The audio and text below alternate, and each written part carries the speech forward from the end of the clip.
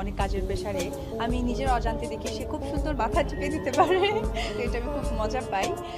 Breaking news, অপুকে হুমকি দিয়ে আইনি ব্যবস্থা নেওয়ার কথা বললেন শবনম ইয়াসমিন বুবলি এবং সাকিব বুবলির সবকিছু এবার আজকেই জানাবো। আপনি যদি ভাবেন বাংলাদেশ শোবিজে আর কোনো চমক নেই, তাহলে আজকের ভিডিওটা শেষ পর্যন্ত দেখতেই হবে, কারণ সাকিব খানকে ঘিরে আবারও শুরু হয়েছে বড়সড় বিস্ফোরণ।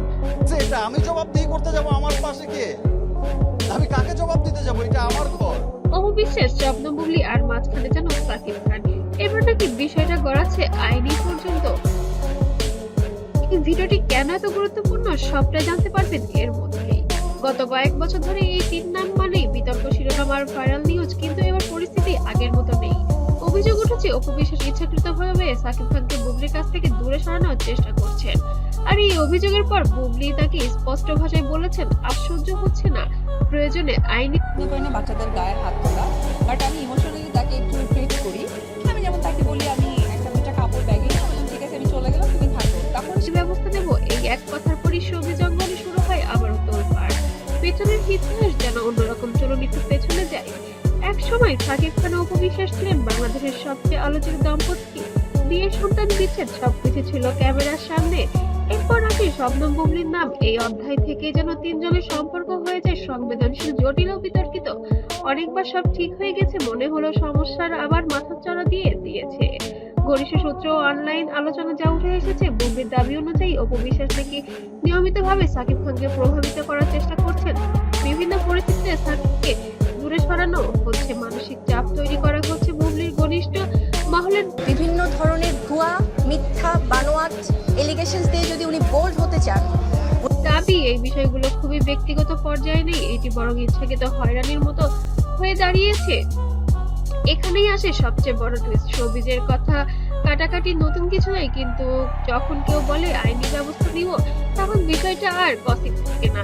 এর মানে হতে পারে মানহানির মামলা, হয়রানির অভিযোগ অথবা আইনি নোটিশ। এবং এই কথার পরে মিডিয়া ও ভক্তদের আগ্রহ 10 গুণ বেড়ে গিয়েছে।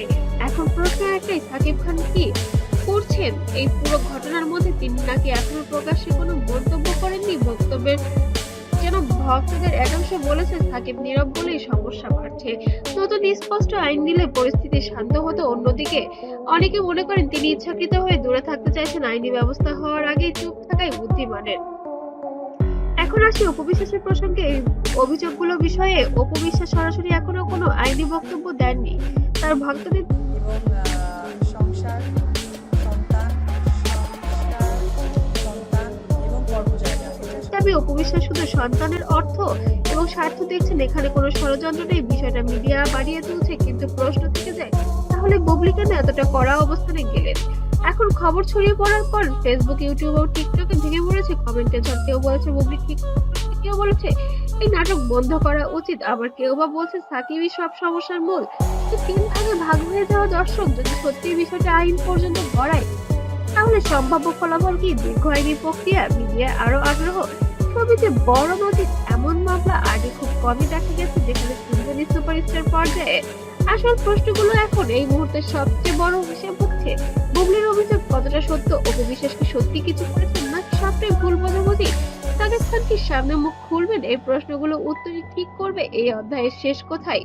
একটা কথা নিশ্চিত যে সাকিব অপু বুবলি অধ্যায় এখনো শেষ হয়নি, বরং সামনে আছে আরো বড় চমক। আপনার মতামত কি? বুবলি কি ঠিক করছেন নাকি বিষয়টা ব্যক্তিগতভাবেই মিটে নেওয়া উচিত?